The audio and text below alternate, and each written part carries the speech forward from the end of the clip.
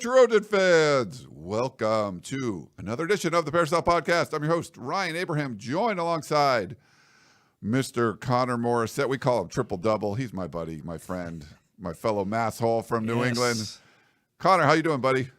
Doing well. Good to see you, Ryan. One more spring practice for the media tomorrow, and then spring camp wraps up for USC Saturday. So spring camp coming to a close here. It's been a fun ride so far. It has been a fun ride. And if you're watching us, we're live on YouTube and on Facebook. Thank you for that. We didn't announce a show until about 15 minutes ago. It's we started at 5:45 on a Wednesday, and it's been a weird sort of day. We had a House of Victory interview scheduled, and it ended up being, there was a conflict with school, ended up being canceled. So we were just pivoting, and we're going to do our show. So we'll do that. We were going to do kind of a little mini show afterwards. We're in the studio where tonight the composite two-star recruits will be recording. So we might get a Chris Trevino cameo coming in late when we're done with the show. But yeah, so we're just doing a show now. So if you wondered, like, why didn't they say anything before they did the show? Because we just decided to do it about 20 minutes ago. So here we are. We're going to talk about a bunch of different things. The USC last week of spring practice, they did add a linebacker from the transfer portal. So that was definitely a position of need. It's more of a depth piece, though, not like bringing in a potential starter or anything like that, at least from what we've seen so far. So we'll talk about all that. The basketball team not doing so well. We're going to figure out what's going on there. I know Connor knows everything that's going on. But we got a fun show for you. If you're live watching us on YouTube or Facebook, appreciate that. You can put your questions in the chat.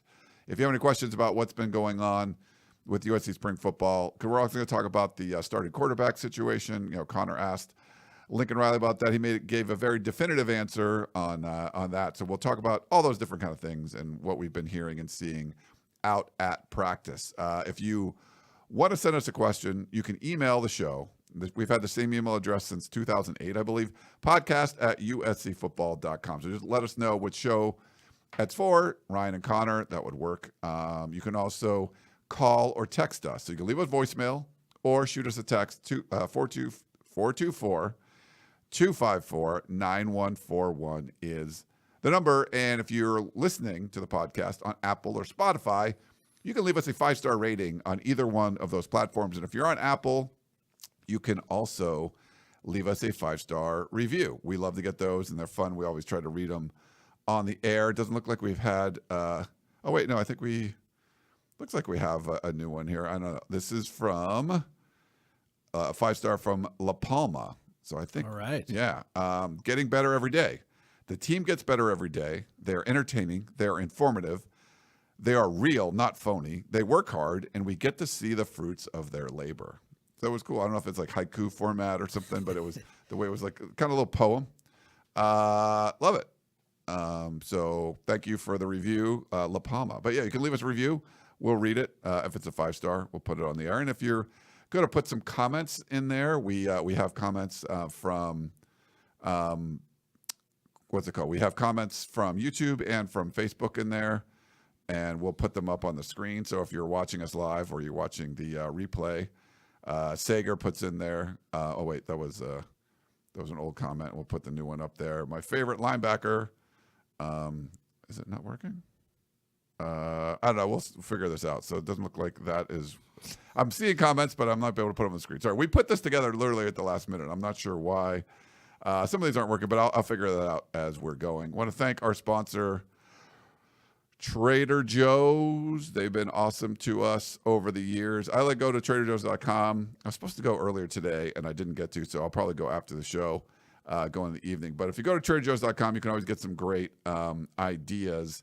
There's a lot of charcuterie, Connor, on the front page of TraderJoe's.com right now. There's a video, springboard to cheese. So right. It looked really pretty. Like, just look at a charcuterie board. If you want to impress somebody in your life and you're going to have, or maybe just a group of people over, putting together like a good-looking, good-tasting charcuterie board is a great way to do it. Trader Joe's got a lot of cool stuff. Go get ideas from it. So you usually need some kind of, it's not just cheese and meats and crackers. Like, those are great, but the fig paste, it's like it's a really good addition. You can put a little bowl there and especially goes on brie very well. But there's some different sauces and things you could use. Of course, you put some fruit in there. The way you cut the cheese, not Cut that, the cheese. not that cut the cheese. The way you slice the cheese and put it in there, it looks good. There's some different ideas too. They have a Spanish-inspired charcuterie board. There's some olives and different nuts and things. So nothing impresses more than like a good-looking charcuterie board. Plus, it tastes good. That's true. Trader Joe's is great for that. I didn't know you were a big fig spread guy. That's great to hear. Fig spread, yeah, it's legit. Okay, yeah. So if you want to get a charcuterie board, I mean, you can get it at other places, but Trader Joe's is the best at it. I mean, I have had a few afternoon gatherings at the house, and if you're getting the charcuterie stuff from Trader Joe's, then everyone's a little bit more excited than if you're getting it from somewhere else. They just do such a better job. Yeah, no, they do an amazing job, and I love what they do over at Trader Joe's. I need to create this title thing too. I think I can get this up there, but I'm going to add this on the fly. So I want to get people's comments and stuff on the Want screen. me to talk about the linebacker? Yeah, you want? Let's. Let's go with the linebacker news first. So USC did get a transfer linebacker, certainly a position of need. Connor. Yes. So what do the fans need to know about Tamir Robinson? Yes. So let me fill everyone in. So Tamir Robinson, 6'3", 223-pound linebacker who spent the last 2 seasons at Penn State. And this is a case, it's always interesting to gauge what other fans are saying about when USC adds someone from that school. Like, what are the fans at Penn State saying? And they were really upset to see him go. He might not have been a guaranteed starter for Penn State under new defensive coordinator Jim Knowles next season, but he was going to be in the rotation. James Franklin was excited about his progress. He said a couple weeks ago, he's playing very well right now, Tamir is, but we're going to need to continue to see that all summer and then into the season. So he was trending in the right direction. He's coming to USC in search of more playing time. And I think right away, I got a little pushback on this on the Peristyle, but I think right away he's going to be the backup will linebacker. And there are moments when D'Anton Lynn plays 3 linebackers at a time. So I think we could see a lot of Tamir Robinson in addition to Eric Gentry, who will be the starting will this upcoming season. Remember last year against Michigan, how much they ran the ball. USC almost exclusively played with 3 linebackers in that second half because the Wolverines just didn't throw it. There probably won't be a team on the schedule that is going to operate like Michigan going forward, but I still think we could see a good amount of 3 linebacker sets from Lynn, and Robinson should play a big role. I had someone I talked to who's in the recruiting world who was at USC Saturday when Tamir Robinson was visiting, and he said he certainly looks the part. He's jacked, he's huge, he's strong, and Robinson's a guy who's missed some time with injury. He had a knee issue at the end of his high school career, and then he was a little bit banged up last season before coming back and playing special teams, but he's full go right now, which is another really good piece of news where you don't have to deal with any injury rehab right now. He's fully healthy, so I hope he can stay healthy. That is, of course, the big key. Doesn't have a whole lot of experience, but it seems like the upside's pretty high with him. No, that's good. It's good stuff there. And like you said, if he can come in and be like in the 2 deep already, okay, I mean, that tells you something about where USC's linebacker situation was. But yeah, I mean, the backup will is either Anthony Beavers or Garrison Madden because Jaden Walker is the backup Mike. Like, you needed another guy in the rotation with all due respect to those other 2 guys. I just don't see Beavers or Madden having that big of a role this upcoming season. You needed a 4th linebacker, and if someone does get hurt for whatever reason, you hope that doesn't happen, but if someone does, then you would feel a lot more comfortable having Tamir Robinson have to play more snaps just because of how he's trending and just what he's done in the past, although it hasn't been a ton at the D1 level. Like, he just has that body that I don't think Garrison Madden or Anthony Beavers has. Yeah, and there's differences, and we're going to talk about this in a minute when we talk about someone that entered the portal. But when you're talking about a player that doesn't have production, but the fans were like, hey, we really liked what he, we thought he could break out this year or things like that. So that's good. There's a lot of upside there. USC definitely needed another linebacker. If you could get somebody that looks the part, and then you get a guy like Rob Ryan able to coach him up, I think that's a good sign. Like, you want to be able, I think it's a positive development. Would you like to have a guy that's got 3 years starting experience that you could bring in? They've tried that the last couple of years, and I guess mixed results. with some of the guys that they brought in. But, some upside there. I think they like their top 2 guys. We've seen D'Anton Lynn play 3 linebackers in some different situations. I know Gerard talked about last year when they would bring Eric Gentry off the field, and you had a guy like Greedy Vance in there who wasn't, as dynamic. It wasn't a great tackler, things like that. I think you're going to see a lot more Eric Gentry as long as he can stay healthy, but you need some more depth there. So it looks like that's what USC added. That was probably the biggest position of need. And Tamir Robinson, I believe he redshirted his first year in 2023, and then last year he played a lot on special teams. So potentially you could be looking at a guy with 3 years of eligibility left, which is another key thing. When Mason Cobb came over, people were really excited about him. His hope was to be a one-and-done guy at USC. He ended up staying 2 years. But to me, Robinson has a little bit of a higher ceiling than the smaller Cobb, but there is some boom-bust potential here where Robinson just has that injury history. So if he can stay healthy, I really like his chances to succeed. I mean, they retired Cobb's number, Connor. Don't, wait, not because of him, but that's okay. He was a nice kid. I like talking to him. We did have Spanky. This is the first comment out of the gate. My favorite linebacker from the portal is the next one. Stay grinding. Yeah, so we'll see. Do you think they're done? At linebacker, I do. I don't anticipate them taking someone else because I think they really like Jaden Walker. That Jaden Walker is a guy who is going to be in his second season in the fall. He'll be a redshirt freshman. He had a shoulder injury his first year. He wasn't the highest ranked recruit, and he played defensive end in high school, but this is a guy the staff loved. They signed him really late in the process, and I think he has the potential to play a role going forward, and clearly the USC staff does too. I heard that he had an interception at practice, Walker did on Saturday inside the Coliseum. It seems like he's trending in the right direction. I think Desmond Stevens and Eric Gentry will be your starters, and then Tamir Robinson and Jaden Walker will be behind them. And, I mean, look at last season. It was so much Mason Cobb. It was so much Easton Mascarenas-Arnold. It would have been a lot of Eric Gentry. So that was 3 guys, but then there really wasn't a fourth linebacker. So we hear so much, you need depth, you need depth, you need depth. If you have 4 solid guys with how D'Anton Lynn's played in his career, I think that's enough. So that's what USC's doing, I think, and I would be surprised at this point if they did add another backer. Yeah. Okay. Well, we'll see where that goes from there. The portal's closing. Is it Saturday? What day is it closing? I think it's coming up, or no? I think Friday. Maybe Friday. Yeah. I think we're doing our 50% off sale for the portal, I believe, ends tomorrow. So if you are not a member of USCfootball.com, you don't have a VIP membership, make sure you jump in there and subscribe, because it's totally worth it. You will not regret it, and you can get half off for your annual membership. Pay it once, boom, and you got all the USC football information you could want for over a year, or for a year, and you'll check it out. That'll be good for you. The comments are working, so I had to fix a little something while Connor was talking. But yeah, so if you have comments on Facebook or YouTube while you're watching, and questions, we don't really have any questions today, so jump in there, put a question, and we'll do our best to answer it. USC did lose a player to the portal from the secondary, Connor, if you want to talk about Jarvis Boatwright a little bit. Jarvis Boatwright, who was an Alex Grinch guy through and through. If you listen to the 2-Star podcast, Gerard has talked a lot about how Jarvis Boatwright had a knee injury in high school, and Alex Grinch was one of the only coaches who really kept recruiting him as hard as those coaches were before the injury.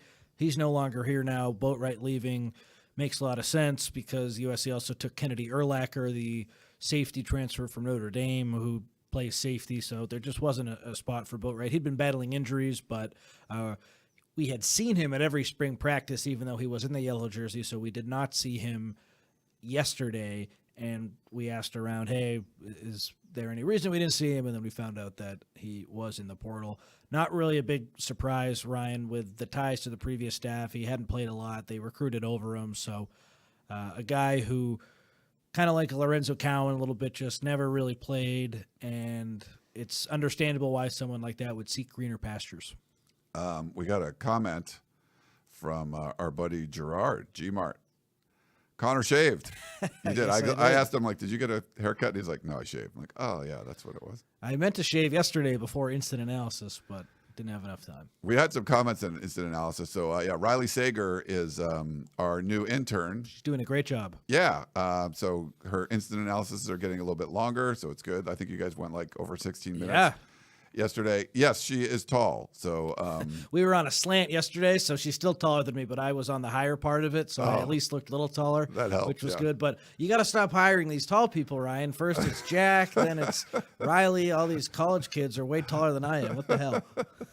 We did get some tall interns, but her father, Craig Sager, you know him. We got NBA playoffs up there on the screen right now. So, so Riley's been great. We're going to get her involved, and we're going to do another live show. Like I mentioned, we were supposed to have a House of Victory interview today. We're going to push that to early next week after spring football ends. We might get another player in the next couple of days before the weekend. We will see. And like I said, it's the last week of spring football. We'll be at practice tomorrow. Then Saturday, they're going to have a big event, but we won't be there. But they'll have players, families, and things like that. But Sunday, as a kind of wrap up to all of the spring football coverage, we will do a tunnel vision, like a regular tunnel vision with me and Connor. And we're going to bring in Chris Trevino. He's going to come into the studio, talk about everything that's happened through the spring. So we'll take live calls. We'll do all the fun stuff that we have tried to do in the tunnel vision shows like during the season. So Sunday night, and we might do another one the following Sunday because Shotgun's going to be in town. He's got some baseball stuff going on, but there's also this Under Armour camp. So we'll probably do a tunnel vision on Sunday night next week as well. So stick around. Should be a lot of fun. So we're going to do a tunnel vision this Sunday. And don't forget, sign up for uscfootball.com before tomorrow for the 50% off annual sale. So a lot of stuff going on there. But good to see Gerard in the chat. We got Karen in Facebook. She says, fight on Trojans. Thank you, Karen. Good to see you in there. It's good to have some Facebook people. And Jeff says, oh, that's Craig's kid. Yeah. The late, Craig Sager, longtime NFL. It's so funny. NBA. I'm sorry. NBA reporter and analyst. We were talking to Riley yesterday at practice, and Marv Albert's, I guess, granddaughter is at USC, and both of them are working at Annenberg. So Riley and, she's, Craig Sager's kid, and then Marv Albert, another legendary, NBA, announcer. He and his granddaughter, they were together. I think they took a picture together. So I didn't see if they put it up on social media or anything, but pretty cool right now. So G-Mart says he's writing up the 2-star right now. So yeah. Yeah, I was going to say he's preparing for his podcast. Yeah, that's going up. They're going to kick off pretty much right after us. So it should be a lot of fun. All right. So one of the things that was sort of key yesterday at practice, we got to, we're not hearing from assistant coaches. We're getting Lincoln Riley both Tuesdays and Thursdays. So just kind of throw a bunch of different questions at him. And you were able to ask about the quarterback competition. We've been hearing some good things about the young freshman Hassan Longstreet and what he's been doing. And, is he pushing Jade Mayava for the starting spot? And Riley was pretty adamant about Jade Mayava's your starter, like boom. So if people were thinking, oh, someone else is going to come in, and he praised all three quarterbacks, saying Sam Heward, Hassan Longstreet, and Jade Mayava, you could win games with all of them. But it sounds like you have an incumbent in Jade Mayava. Yeah, which is what I expected, but that doesn't stop the buzz that we have heard from Longstreet. I guess he had another good practice Saturday, and people have been impressed with him. I've heard kind of overall that the USC offense has looked pretty good this camp, so that's encouraging. But here's the full quote from Riley on Longstreet. He said, Hassan's done a really nice job. He makes a lot of explosive plays. I would expect there in the summer he would have an opportunity to get a lot better. Just like I told you guys about Jaden last year in the spring, he was doing some good things, but was still learning. The summer and fall camp was really helpful for him. I'm sure it will be for Hassan and for Sam as well. I feel like we have three guys that we can go win with. Before saying that part of his quote, Riley started by saying Mayava's clearly the top quarterback right now. So he poured a little water on the Hassan Longstreet fire because we have heard some good things from camp. But again, not really a surprise what Riley said, but when you hear him talk about Longstreet having the chance to get better during the next camp, I still would be shocked if Maava wasn't the starter in week 1. But Riley talks about how Longstreet could take another step forward during that next camp, and if he can close the gap a little more, then that'll be really intriguing. It's hard, again, though, to get like exactly a gauge on, specifically how close the two are, but it does seem like obviously Maava is the starter, and it would still surprise me if Longstreet started that first game. And as Gerard has talked a lot about on his show, that would not be a good look for USC just because you've had all this time to develop Maava, and he's going to get beat out by a freshman who's been here for 2 camps. The way the schedule sets up, though, if you do have a quarterback change, you'd want to do it early. So yeah, pretty fascinating. I think like there isn't really a quarterback drama, but I think that there's like a little bit of a maybe Longstreet. Like I don't think it's like a 99 to 1%. Like Maava, I'm 99% sure will be the guy, but I do leave a small opening for Longstreet just based on what we've heard the last couple weeks. It's good. You want that. It's hard to take over like an incumbent, the returning starter as far as the quarterback goes, but you want someone to be able to push them. It was last year you had Miller Moss, but you wanted to hear some good things about Jade Maava if he could push him. In this case, you feel like Sam Heward, he's very capable. That's from what we were hearing.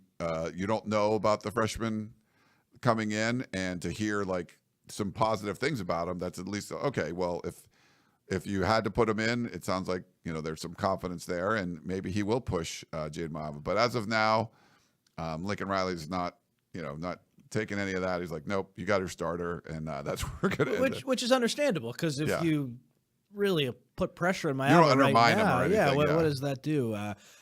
I will say I do think it sounds like Heward is the number 3 right now based on some stuff I've heard, but like Riley's not going to put anything on a quarterback depth chart here in April 23rd. That's going to come before that first game against Missouri State. And even that official depth chart sometimes can leave you scratching your head a little bit. But we'll learn a lot more, of course, during fall camp. As the YouTube commenters always love to remind me, no one is going to get a starting job based on what's happening in spring camp. It's too early to talk about that. It's too early to talk about that. Well, we got a show to do today. We got a podcast to do today, instant analysis to do today, and everyone's fighting for a job. It's spring right now. I don't think it's too early to have those conversations. In fact, I think that's what people care about. They want to know who's going to be on the field. So looks like Maava right now, but Longstreet is trending in the right direction, certainly. Yeah, we do have Gmart live in the chat. And I was listening to the last Composite 2 start. It's funny. It was like a 3-hour show. And like hour 2, like Chris is talking about trying to wrap it up. And I'm like, I could see there's still an hour left. Like, how did the wrap it up go? Gerard went on some rants, like he was going off on some stuff. So it's good. It's really good listen. So make sure you go, check it out. But it's good to have Gmart live in the chat because, he's got 3 hours or so to talk about. We were talking to Chris because we were going to do the show tonight after our House of Victory interview. And I'm like, you don't need another Composite 2 starter. Chris, he's like, there's been 3 commitments. I'm like, all right, fine. We'll do that. So, so that'll be up. If you're watching, you won't be able to watch it, but it's on YouTube. It's on our podcast, in our podcast platform. It'll go up on Thursday morning. So not long after this show goes up, because we're going to put this up, obviously, Wednesday night when we're done recording, which we're doing right now. One of the other interesting aspects, I think it was maybe the first question Lincoln Riley was asked out of the gate, like, what positions are the most position groups are the most unsettled, and he had a hard time with that word, but it sort of came to like, well, where do you not know who like the starters or the whole 2 deep is going to be? And I think the 2 position groups that he mentioned, maybe he mentioned another if I'm mistaken, but he talked about the defensive line where there's just a lot more bodies there, and then at the receiver position too. And we got to hear from Prince Strawn yesterday, who looks like he can be a factor. He's my pick to be the 3rd guy behind Mekhi Lemon and Jacoby Lane. But yeah, that was kind of interesting, dialogue with him. What did you think about what Lincoln Riley had to say about that? I think he brought up the cornerbacks too, so not cornerbacks, a huge surprise. The only guarantee out of that group is at receiver, where Lemon and Lane are going to be 2 starters every single game they're available. That's a guarantee. But after them, and then on the defensive line, like I think we have a pretty good idea of who will start, but in the middle, like pencil in Devin Tompkins, and then next to him, though, I don't really know. Is it Jamal Jarrett, who's on the screen now? Is it Keyshawn Silver, who's missed some time due to a knee injury?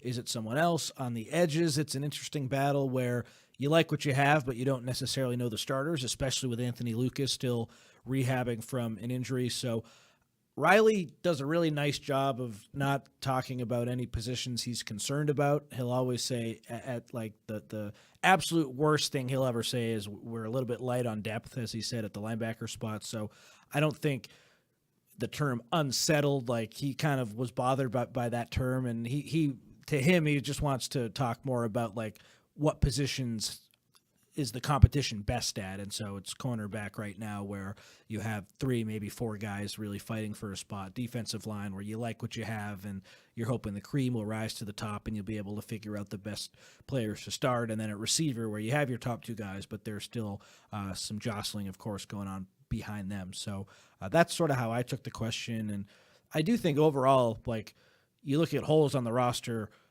I have questions about the offensive line, but like outside of that, I feel pretty good about everything else. Like Jade Mayava, you just hope he can not make as many turnovers, not make as many mistakes. So if you can be a little bit more conservative on offense with that good running back room, like the top of the receivers, the defense, well, they don't have a clear guy who's going to, come in and get to the quarterback for sure. You have a lot of potential in that room. So someone hopefully will be able to answer the call there. So really the only thing for me as I leave spring camp that I'm like, I hope that works is the offensive line, because I think with everything else, it might not work perfectly, but you have enough talent to get a decent to pretty good to even potentially great output. So I do think this spring camp has opened my eyes to that a little bit. Yeah, and that spring camp, like we said, is coming to a close. We will be at practice on Thursday. We'll hear from some defensive players for the last time. We'll hear from Lincoln Riley. There is an opportunity to, I think next Wednesday, we're going to hear from assistant coaches. Yes. So we'll get some. A week from today. Yeah, so we'll get some interesting info on assistant coaches next week, so after spring ball. And then Saturday, he really seemed excited about Lincoln Riley talking about there's going to be this Trojan Olympics thing going on, but there'll be a practice. I don't know if it's the Coliseum or on Howard Jones. I'm not sure. It's probably going to be Howard Jones, I would guess. But the players' parents will have an opportunity to come out there. Even yesterday, there was a ton of donors and recruits and, like not necessarily prospects that are like USC level, but just like a lot of high school kids that were there. Kids like, getting high fives and stuff, waiting to watch the players come in and out of the tunnel. But on Saturday, he seemed really excited about what they're going to do. I was hoping that maybe they would let the media watch the last practice and just say, hey, you can't say anything. What's going on? We're not going to do any interviews. Like, cool, we'll just watch. Doesn't look like that's going to be the case. But, but there, a lot of the staff members, there's going to be a lot of people there, and there's some kind of competition. Lincoln Riley said that guys were stretching. He hopes that no one goes on the IR from, getting in there. And competing. So they're going to have some kind of fun stuff on Saturday, but maybe some donors, but it's mostly going to be players' families and then prospects from what we were told. I would imagine they'll scrimmage Saturday, and then after, the fun stuff that you were talking about, stretching out, and they've talked about it in the past. Maybe it's a dodgeball game. Riley didn't share too much about it, but they're going to do some fun stuff where the coaches will be involved in whatever the competition is. So I think either you or Keely asked about what the Trojan Olympics are, and he kind of didn't really answer it. Yeah, Keely asked. Yeah, I wanted to know too. That was like, from your own backyard asking the question. It wasn't like me. It was like, Keely was asking, and he didn't go into it, but there'll be some. So they're doing something.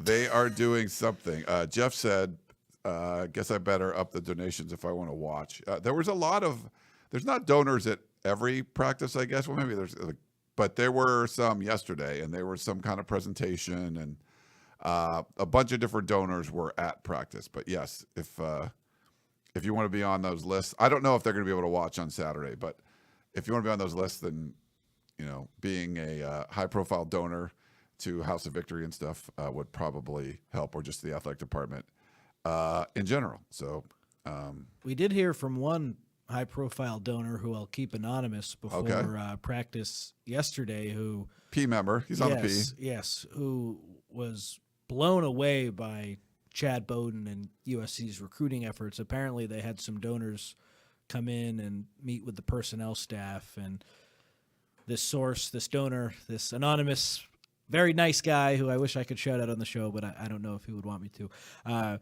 just spoke about how he'd had tickets for so long and he felt the best about a recruiting effort in his 44 years as he's ever felt right now. And I mean, it does really seem like things are going fantastically from a recruiting standpoint. Like I don't even think, even if they have some decommits, like they're going to have an awesome class.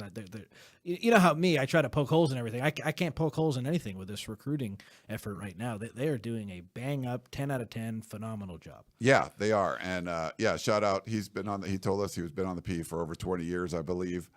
Followed me from when we were at Rivals to Scout to 247. So appreciate that. There's a lot of fans. I love when fans come up and talk about it and stuff. And but he knew Chris, he knew Connor. He came up to me and was like, "Hey, it's like," and I'd actually met him before, I believe, but that was very positive. And I think Chad Bowden, for me, it's the organization skills. I think that's what he's bringing to the table, and it's much more of a well-oiled machine, and you got the resources.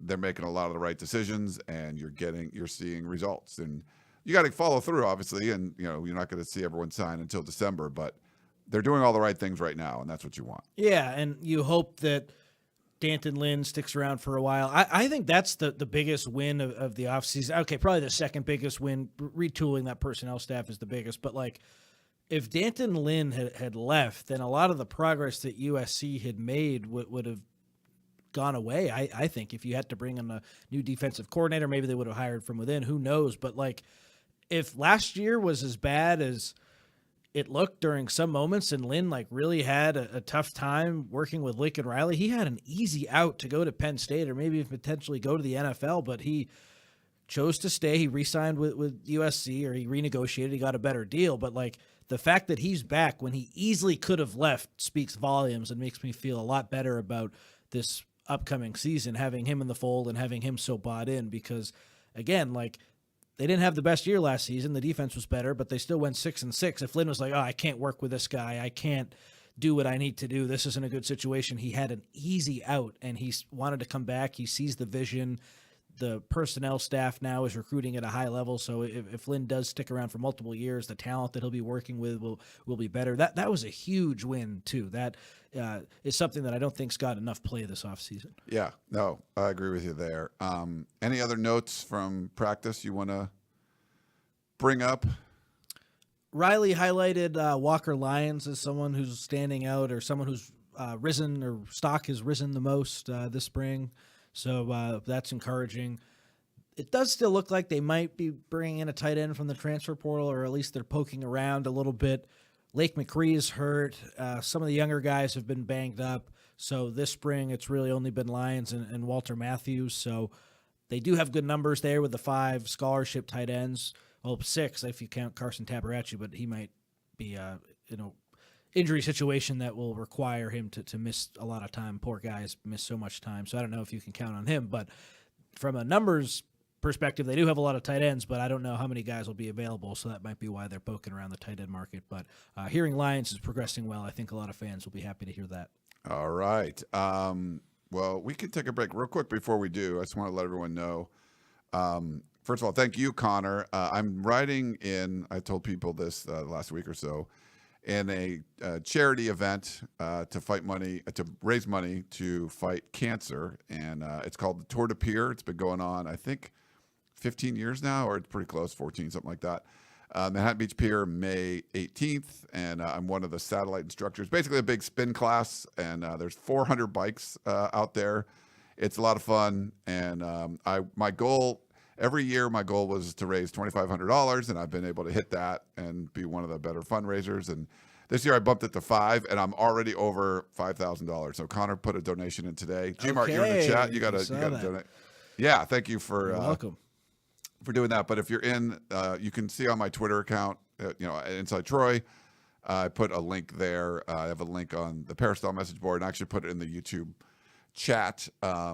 but on my social media stuff, you can see it there. But yeah, appreciate a donation. So thanks. Trying to raise as much money as possible to fight cancer. And yeah, I'm in the top 10, and there's like 700 something people that are in this that are raising money, and I think number 7 right now. So been crushing the fundraising. So I appreciate this. So thanks for all the support. Yeah, I've been meaning to ask, how long do you have to ride for? So it's a 5-hour deal. There's 5 distinct hours, and I'm one of the instructors for hour number 4. So I'm just up there for an hour. Okay. But there's some people that'll you can get a bike and just ride the whole thing. Usually you get a bike with like 5 people, and then everyone tries to raise money. And like someone will do the first hour, someone will do the second hour. There's different instructors for each one. So it's like a big spin class, but it's a lot of fun. I used to do spin like 2 days a week for years. I haven't done it as much lately, but I got involved with this. And Heath Gregory is a big USC guy. He's one of the founders of this. So shout out to him. He does a great job.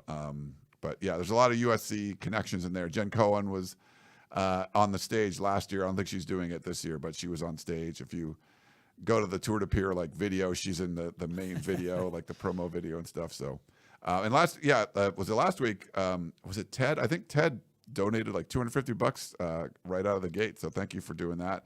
We had Guggs on the Peristyle.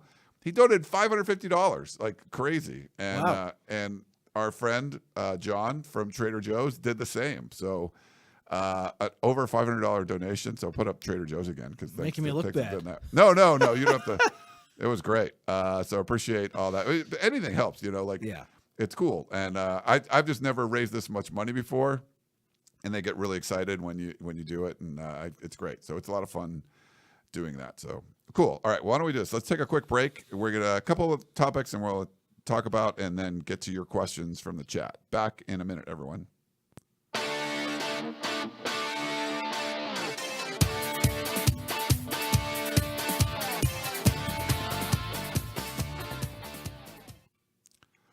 All righty, we're back here on the Peristyle Podcast. That's some positive stuff, talking about recruiting. We're going to have the Composite 2-Star Recruits podcast coming up a little bit. Maybe not as positive, Connor, is what the heck is going on with the USC basketball team?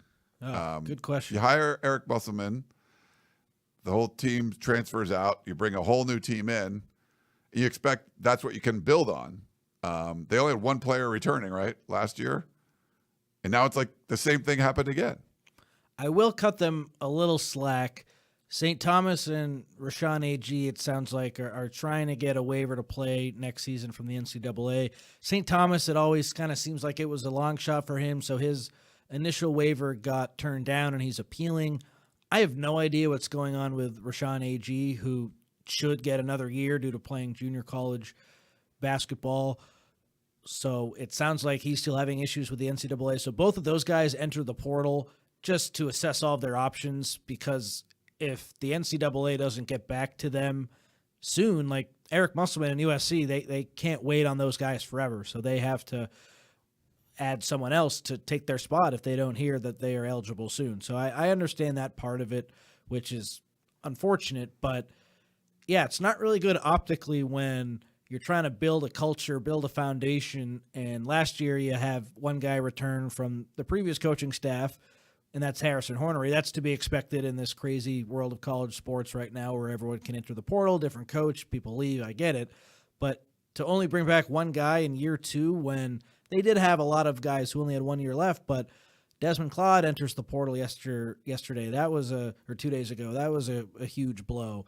And then AG and Thomas, they're still working some stuff out, so you can't hold that against them. But all the young players from last season, Isaiah Elohim, Kevin Patton, Jalen Shelley, they all enter the portal. Like, you need a little bit of continuity from year 1 to year 2, and to only have Terrence Williams, who only played 7 games, is not ideal. Musselman talks a lot about how he wants to get the Galen Center rocking and going, and having one guy come back from last year's team, I don't think is necessarily going to cut it. And the Desmond Claude thing is particularly upsetting when he leaves on the last day possible that you can, and he is your talisman. He was supposed to be the best player who, if he came back, was still going to be the best guy moving forward. Like, I know Elijah Arenas is in there, and you add the Maryland transfer Rice, but Desmond Claude, people saw what he did last season, and losing him on the last day hurts. I forgot to mention Wesley Yates, too. He went to Washington. He was another really fun, exciting player. So it doesn't matter if they make the tournament next season. Who cares what happens in the offseason? It's all about making the tournament. They've clearly gotten some more NIL money, and the roster is more expensive than this past season's roster. So quickly this can all go away. But, like, if they don't make the tournament next season and they have to start from scratch again, like, right now, I think the first year of the Eric Musselman era is a pretty big F, where they finish under 500 and you only return one guy. So, like, everything that you're building isn't great. From a fundraising perspective, an F is harsh because they have raised more money and they're going to have a better roster. But, like, from when he was hired to right now, the only thing that's been really good has been they've raised a lot of money for next year's roster. No one's coming back. They were under 500 in their first year. Like, that's not going to cut it. I know USC isn't a basketball school, but still, when you bring in Musselman, the expectation is to make NCAA tournaments, and they didn't do that this year. They do it next year again, everything will be forgiven, forgotten. That's fine. But right now, it's hard not to look at that program and say, what the heck's going on? Yeah, no, it's definitely difficult. I mean, you don't bring anyone back, you got a lot of money to spend, I guess. True. It's like you're way under the salary cap, so you could go out and make some acquisitions. That's not some good. It was not good news as the portal closed now, right, for basketball. Yeah, so no one else can enter now. But if you already have entered, then you're still available. And the big addition was Rodney Rice on Tuesday, and I liked him. But, like, I watched a decent amount of Maryland because they were good. I watched them play USC. I watched them play Colorado State in the tournament. Like, when you watch Maryland, you notice Derek Queen. You noticed Gillespie. You noticed Reese, the forward. I don't remember a lot of great Rodney Rice plays. Like, he was fine. He's good. But to hear he's demanding this huge NIL figure and, like, he's going to come in and be this talisman for USC, they might try to put him out of position and have him play point guard. Like, I don't know. I thought he was fine. I thought he was a good guard for a good team. But, like, I don't think he's this transcendent player. I felt like Desmond Cloud was better. Elijah Arenas has the potential to be better. I like Rice as a piece, but I don't like him now that everyone's gone, as he's going to have to be one of these main guys for you. And people are excited about the addition. I understand it, but all of a sudden he's going to have to play this role that I don't know he's necessarily ready for. All right, one other topic I want to get to, the Nico Iamaleava. Yes. Did I say that right? I think yeah, I got you nailed right. it. All right, cool.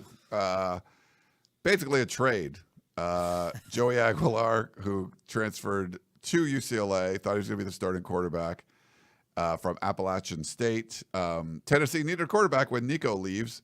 UCLA gets him at a heavy discount. I think the report was like $1.5 million, where Nico was going to make 2.4 at Tennessee, wanted 4.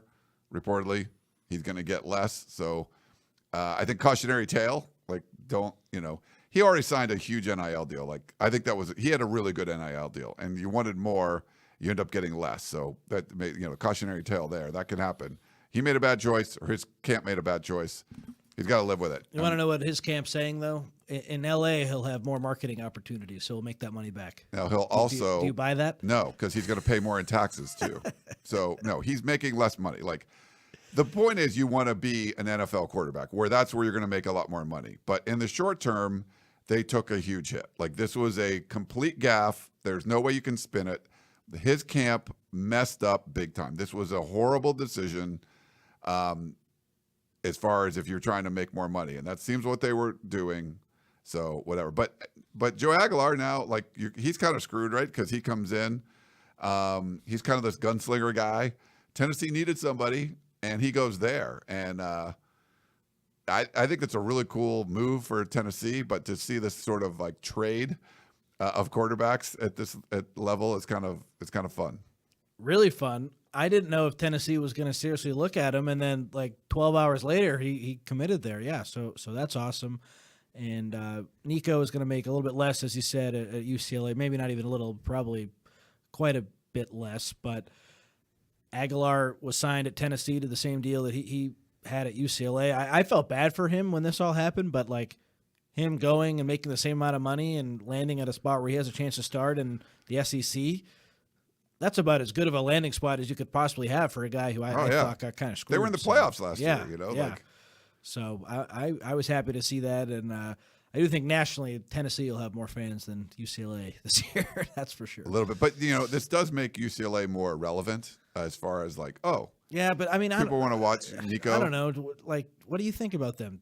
They were 5-7 last year. They is beat Nico a couple. Going to raise your ceiling? That they won games on the road that like USC didn't win in the Big Ten. Like they went to Nebraska and won. Did they beat Iowa at home? Like they were 5-7, but better than maybe you thought.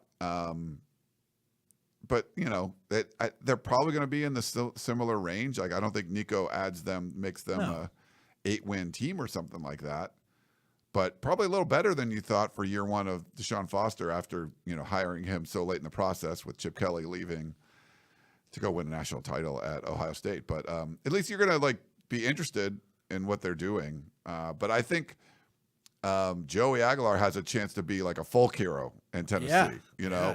He could come in. He might not even start, but he could. And, he probably got paid a bunch from UCLA to not even play because I'm sure they had to pay him to bring him there, and they sort of like abandoned him. So, maybe he gets a double dip a little bit. But it was a really interesting sort of like 10-day or so saga where you're like, what is going on here? But when some people are like, I don't like the way the sport is going, I think this is just sort of like one of those things where Nico signed a huge deal, and he should just be like, that's one of those things where like, you already have a huge deal. Like you want more, maybe, but like he signed a groundbreaking deal. And then when you wanted a groundbreak on top of that, you needed better results than what he had, just because his team was 10-3 and went to the playoff.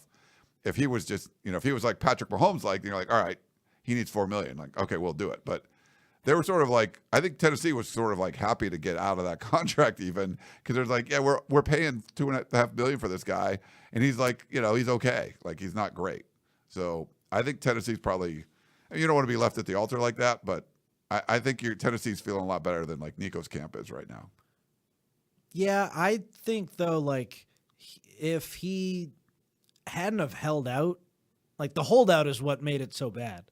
If you show that you're not committed 100%, like you can talk money behind the scenes, but the second you skip practice and skip some of the lifting sessions and training sessions that they had in the off season, like then good riddance. But like if he was fully bought in and committed, like that to me was the bigger issue than the money. All these schools will find the money for most of these kids. If you're at like a Tennessee, you if they needed to pay $4 million, they could have. Yeah, I don't think they didn't want to pay. Exactly. Like, 2.5 was a lot to pay for him. So what I'm trying to say is if he was committed and they just said no, you're not going to get this money, and like they just went forward, I think that happens all the time. But the fact that he made this huge stink about it, quit on his team, like that was the bigger problem. And that's why I think like I'm kind of nervous if you're UCLA. Like, yeah, the upside's higher, but isn't the downside kind of great when you had this quarterback who's there for all of spring? He gets to know everyone. He probably made some friends, and then he's gone, and now you have this new quarterback who he's not a diva, but the camp is kind of diva-like, and now you have his brother too, which it's nice. He was a top recruit, but like, what happens if the brother isn't happy down the line? Like, I don't know. It's kind of a dangerous precedent. I wouldn't want to be in UCLA's shoes where it's like, we'll take this great talent because we suck and we just have to. Like, that's risky. Yeah, I mean, he was like the top rated player in the portal. So if you're UCLA, you get an opportunity to do that. I know there's people in the chat saying UCLA has NIL.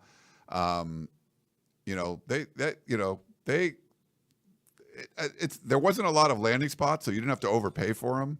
But you had to pay him something because he was making $2.5 million. Now he's making like $1.5 million. But I think it's gonna work out for everybody. We'll see, but I think Joey Aguilar has the biggest upside for like. Oh, certainly. He could come in like you remember Chase McGrath, former USC kicker who had I forget what his big kick at USC was, but it was like he was famous here, and then he goes to Tennessee and beats Alabama, and like you beat Alabama when you're at Tennessee. My ex is from there. I know a lot of the Tennessee fans and what they like, and man, he'll never buy a beer in Knoxville again. So.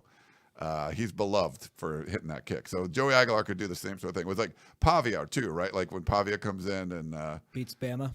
Like you're a legend, and he's got that opportunity there too. Anthony says that Connor Beard looks 35, shaved looks 19, and he said, "My guess he's 28." He's close. Close, 29. 29, yeah, getting up there. We do have a couple questions in the chat. Let's go to Brian. On YouTube, he says, any insight or opinions on who the starting defensive line will be and or the two deep? Thanks for the question, Brian. So I think Devin Tompkins is definitely going to start. And then let's put Keyshawn Silver alongside him. And then on the edge, put in Cameron Fountain for sure.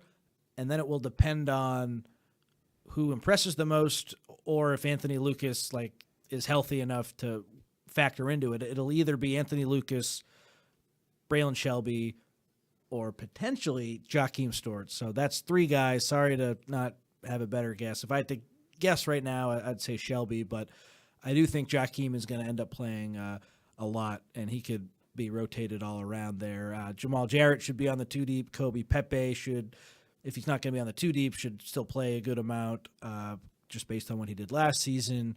And then on the edge, is there anyone I'm missing? I don't know if Elijah Newby's quite going to factor in there yet, but I hope that's a good guess. Jade will be in there. Yep, thank you. That's who I'm missing. So the nice thing, too, is I think we're going to see guys like Devin Tompkins, guys like Jade Abasiri play edge sometimes because the edge numbers just aren't that great. Jakeem Stewart, too. What D'Anthony Lynn loves to do is move guys around, and just because there aren't that many defensive ends doesn't mean there aren't that many defensive ends, if that makes sense. Like Devin Tompkins could be out there with Jamal Jarrett, with Keyshawn Silver. Those guys aren't going to be on the edge, but certainly a guy like Tompkins, a guy like Jade Abasiri, Jakeem Stewart, the versatility of that makes it really interesting, makes it fascinating, makes it really fun. So we'll see. Let's go to a Facebook question from Mike. Sent this earlier on. Who do you see as the starting running back? Wayman Jordan, I think, is going to be the guy. Yeah, Gerard's big on Mr. Wayman Jordan. So, yeah, I think, we got to talk to Eli Sanders, and I think he can definitely add something there. I think they're pretty excited about the room, but I'm guessing Jordan's going to be the guy. Mm-hmm. I've heard good things about Sanders, too, and Brian Jackson, of course, is in the mix there as well, but I think Wayman Jordan will be that starter. Cool. All right. Well, thank you for that one, Mike. It's good to get some Facebook questions in here. I think we have another one, too. B. Peckinpah, I'm not sure. He said, how much slack will Maeva have if he starts throwing interceptions in the first couple of games? It's a great question. I don't really know how much slack he'll have because even if he makes a couple mistakes, they still should get off to a 4-0 start. If it looks really bad, like Lincoln Riley's no idiot. He knows at the quarterback spot what it takes. Like there's a reason he replaced Moss last season. He's not afraid to make a quarterback change. See Caleb Williams, Spencer Rattler. Like he might be stubborn sometimes for sure, but when he needs to make a quarterback change, he'll do it. So I don't think like Maeva will be out there no matter what. If he makes a bunch of mistakes, Hassan Longstreet will probably come in for him. I don't exactly know what that will look like. It's hard to predict that right now, but he'll have some slack, but I don't think he'll have a crazy amount. I don't think it's for sure his job no matter what by any means. Another Facebook question. Bob, who is the third receiver?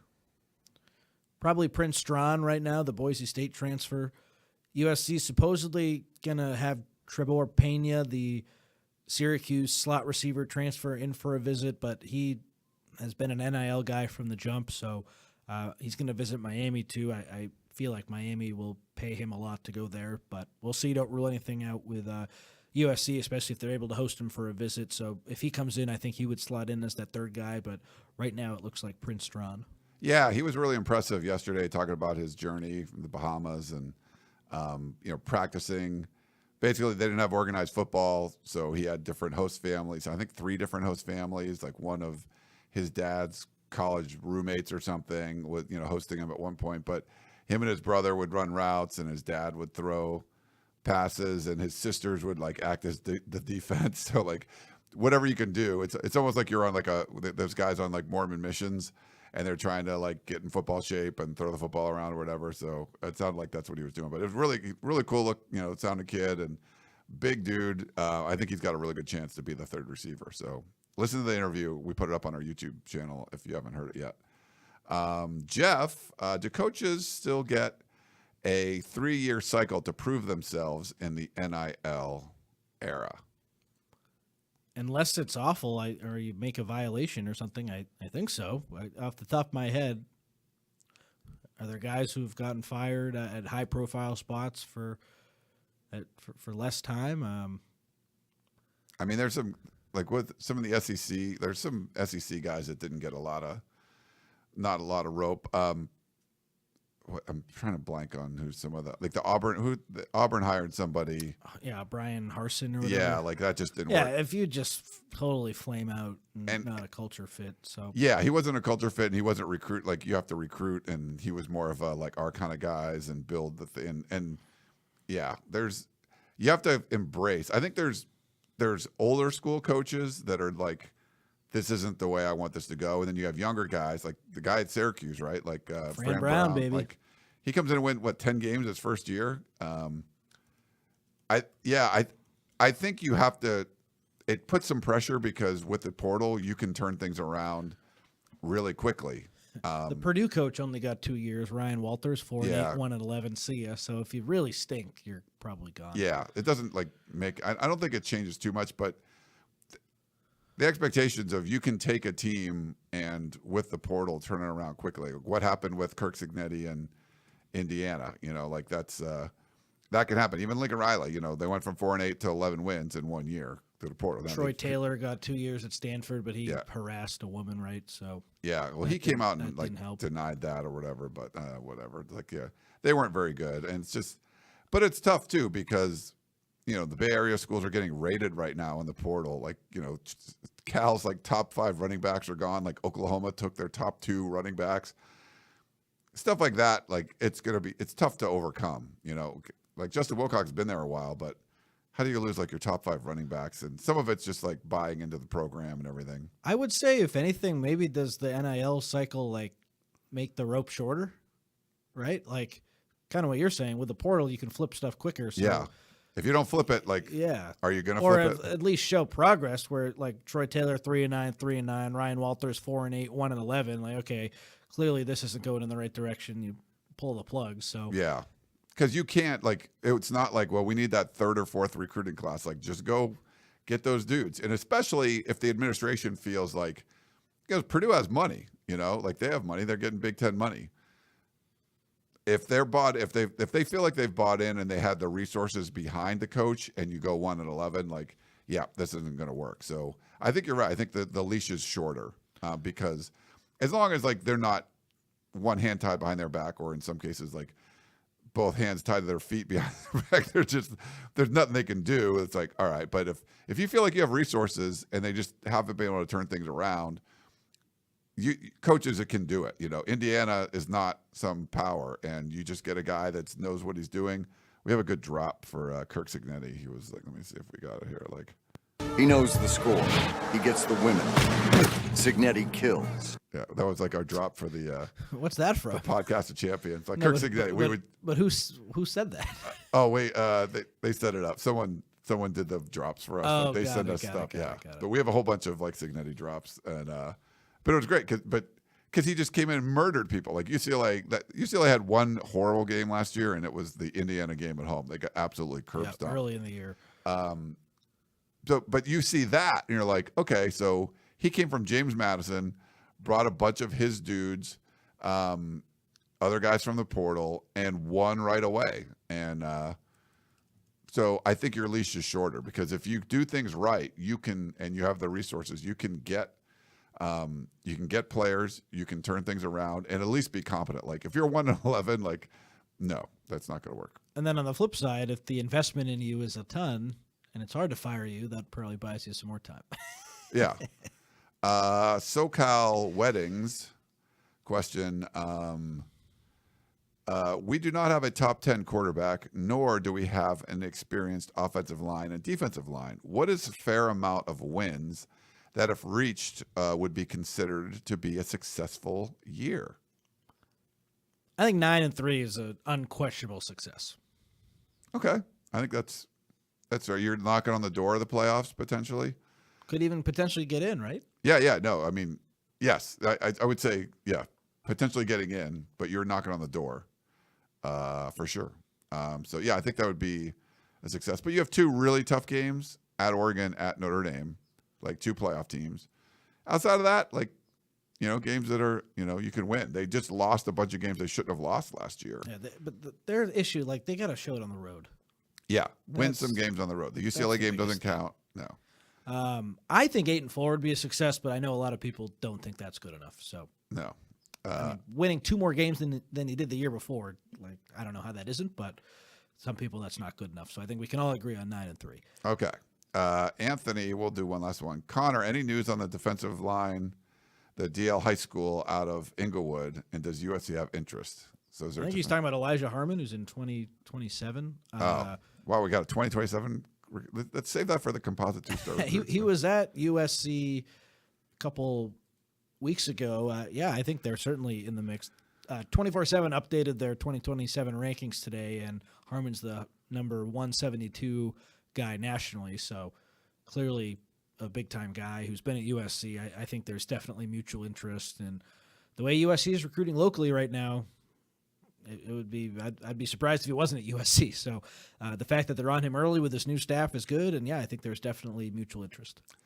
All righty. Well, good stuff. We, again, thanks for sticking with us. We did an impromptu show because our House of Victory interview, we posted on the Peristyle too. It was going to be Bishop Fitzgerald. So the safety transferred in from North Carolina State. I asked Lincoln Riley about him and just talking about his leadership. And, it's like a veteran in the NFL. Like he knows what's going on. But we'll try to talk to him early next week. We might get another player before this weekend, but we'll try to talk to Bishop Fitzgerald early next week, and that should be a fun one. So I got the whole thing already. If you're on the Peristyle, and there is a thread Connor put in there, if you had questions for him, you can add to that thread. So we have extra time to let that sit, and then we'll figure out what's going on there. But yeah, that's all I got. Anything else, Connor? That's all I got. See you Sunday night for the end of spring Tunnel Vision Palooza. I'm excited for it. Should be a lot of fun. So Tunnel Vision on our YouTube and Facebook accounts. So it'll be Sunday night at 7 p.m. I believe we're going to do it. We didn't set a time, but that's when we normally do it. We will take live calls, and we want to get your questions and everything of what's going on. We'll see what we can find out from the Saturday final practice of USC spring football. See if we can get some moles in there to tell us what was going on and share that, whatever we can share on the show. But should be a lot of fun. We appreciate everyone coming in and joining us live or listening or watching later on. Don't forget to sign up over at uscfootball.com. Half off annual membership. You will not regret it. But for Connor Morrissette, I am Ryan Abraham. Hope you guys enjoyed the show, and we will talk to you next time.